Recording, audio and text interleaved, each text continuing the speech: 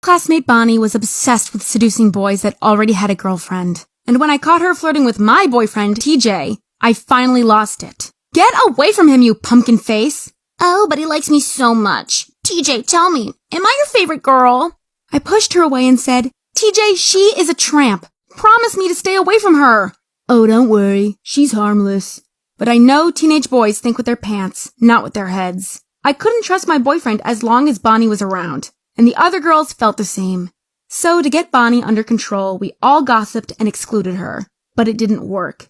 It only drove her further to the boys. And they loved her, of course. She was thin, had a bubble butt, and always dressed like she was on spring break. Rumor had it she'd already slept with more than 100 guys, even though she was only 16. But that's probably an underestimate. Once at a party, I saw her kiss 10 different guys within just an hour. It was so disgusting. And things escalated on our class camping trip. I looked out the window for 1 second, and Bonnie handcuffed herself to my boyfriend TJ. Then she said she couldn't remember where the key was. I was furious and sat myself between them, but she kept tickling and touching TJ over my shoulder. Then our teacher forced me to change seats. Now I had to watch her fall asleep on TJ's lap, and it got worse. When we got to the cabins, it was already dark, and we couldn't find a hammer to destroy the handcuffs. So our teacher told TJ and Bonnie, "You two just have to bunk together tonight."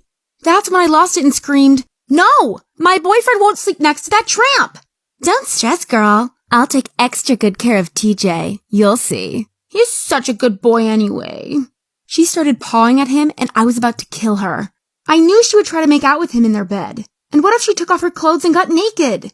The next morning I woke up. My friends told me to check Bonnie's Instagram. Apparently she had posted a video with TJ. "Hey, I'm here in bed with my new boyfriend. Isn't he a cutie pie?" Bonnie had no shirt on while TJ was sleeping in her arms with lipstick kisses all over his face.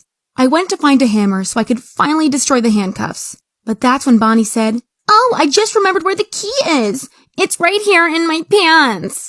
I grabbed the key, sprung them loose, and asked, "What was that video on Bonnie's Instagram?" "Oh, that wasn't my fault. She kissed me while I was asleep." "Oh, TJ, you liar. Why don't you tell her about the other things we did last night, you naughty boy?" That night, all the guys went to a lake. Us girls weren't invited, but of course Bonnie disappeared with them. So I grabbed a flashlight and went hunting.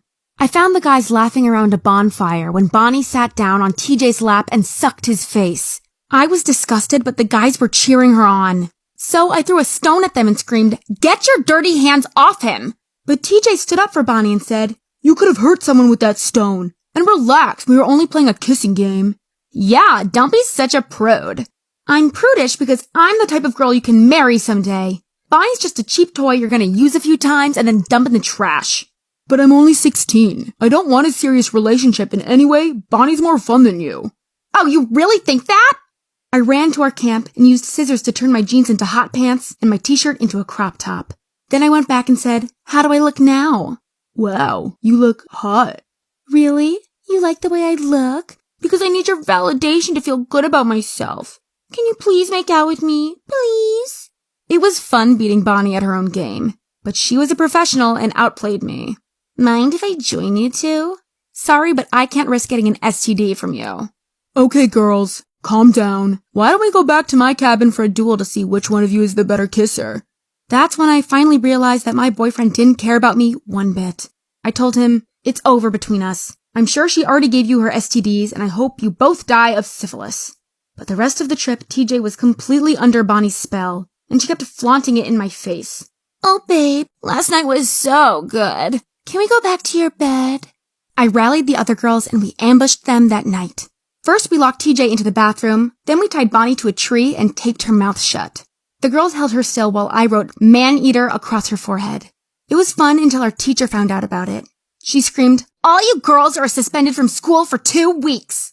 "No, please don't suspend us. If Bonnie is the only girl left in our class, she will steal all our boyfriends."